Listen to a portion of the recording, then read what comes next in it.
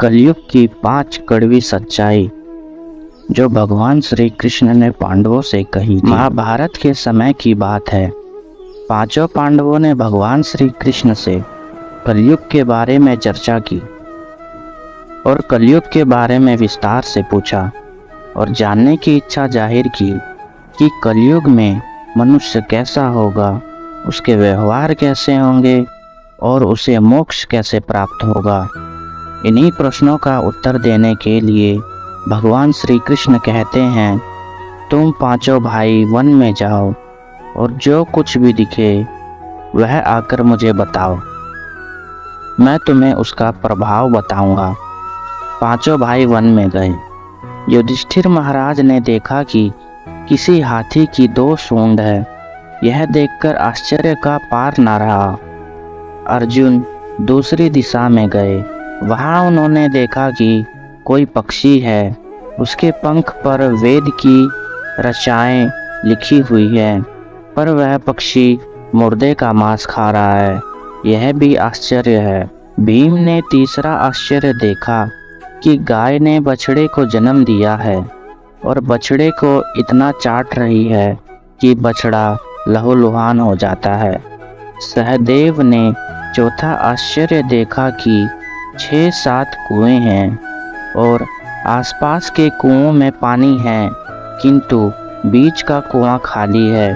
बीच का कुआं गहरा है, फिर भी पानी नहीं है। 5वें भाई नकुल ने भी एक अद्भुत आश्चर्य देखा कि एक पहाड़ के ऊपर से एक बड़ी शिला लुढ़कती लुढ़कती आती है और कितने ही वृक्षों से टकराई, पर उन वृक्षों के तने उसे रोक ना सके। कितनी ही अन्य शिलाओं के साथ टकराई, पर वह रुक ना सकी। अंत में एक अत्यंत छोटे पौधे का स्पर्श होते ही वह स्थिर हो गई। पांचों भाइयों के आश्चर्यों का कोई पार नहीं है। शाम को वो श्री कृष्ण के पास गए और अपने अलग अलग दृश्यों का वर्णन किया। युधिष्ठिर कहते हैं, मैंने 2 सूंड वाला हाथी देखा तो मेरे आश्चर्य का कोई पार ना रहा। तब श्री कृष्ण कहते हैं, कलयुग में ऐसे लोगों का राज्य होगा जो दोनों ओर से शोषण करेंगे, बोलेंगे कुछ और करेंगे कुछ। ऐसे लोगों का राज्य होगा, इससे तुम पहले राज्य कर लो। अर्जुन ने आश्चर्य देखा कि पक्षी के पंखों पर वेद की रचनाएं लिखी हुई हैं और पक्षी मुर्दे का मांस खा रहा है।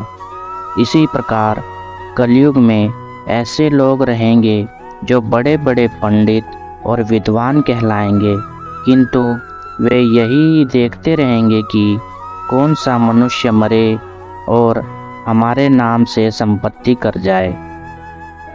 संस्था के व्यक्ति विचारेंगे कि कौन सा मनुष्य मरे और संस्था हमारे नाम से हो जाए। हर जाति धर्म के प्रमुख पद पर बैठे विचार करेंगे कि कब इसका श्राद्ध है। चाहे कितने भी बड़े लोग होंगे, किंतु उनकी दृष्टि तो धन के ऊपर ही रहेगी।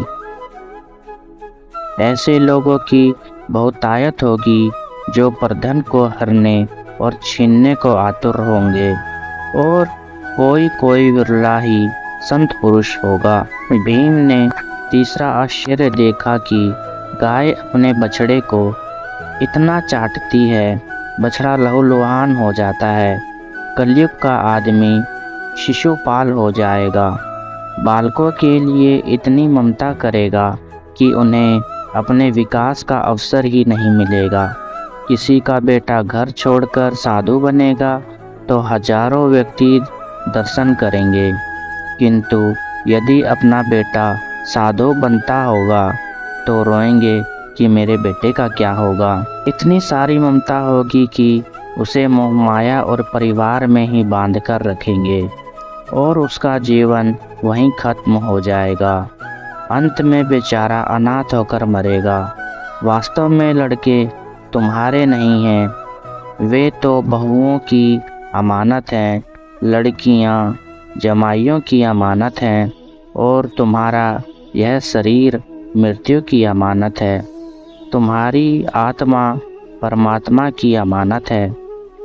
तुम अपने शाश्वत संबंध को जान लो बस। सहदेव ने चौथा आश्चर्य यह देखा कि 5-7 भरे कुएं के बीच का कुआं एकदम खाली है।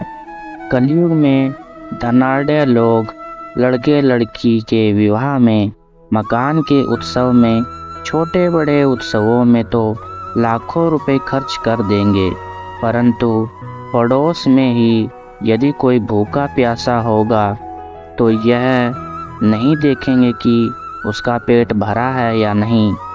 दूसरी ओर मौज मौज में शराब, कबाब, फैशन और व्यसन में पैसे उड़ा देंगे, किंतु किसी के 2 आंसू पोंछने में उनकी रुचि ना होगी, और जिनकी रुचि होगी उन पर कलयुग का प्रभाव नहीं होगा, उन पर भगवान का प्रभाव होगा। 5वां आश्चर्य यह था कि एक बड़ी चट्टान पहाड़ पर से लुढ़की। वृक्षों के तने और चट्टानें उसे रोक ना पाए, किंतु एक छोटे से पौधे से टकराते ही वह चट्टान रुक गई। कलयुग में मानव का मन नीचे गिरेगा, उसका जीवन पतित होगा। यह पतित जीवन धन की शिलाओं से नहीं रुकेगा, न ही सत्ता के वृक्षों से रुकेगा, किंतु हरिनाम के एक छोटे से पौधे से, हरि कीर्तन के एक छोटे से पौधे से मनुष्य जीवन का पतन होना रुक जाएगा। तो भगवान श्री कृष्ण ने पांडवों से कलयुग की यह 5 कड़वी सच्चाई कही थी। दोस्तों, अगर आपको यह वीडियो अच्छी लगी हो तो इस वीडियो को एक लाइक करें और ऐसे ही इन्फॉर्मेटिव वीडियो के लिए मेरे चैनल से जुड़े रहें और मेरे चैनल को भी सब्सक्राइब कर लें। मिलते हैं अगले ही ऐसी इन्फॉर्मेटिव वीडियो के साथ। तब तक के लिए बाय बाय। जय श्री कृष्णा। राधे राधे।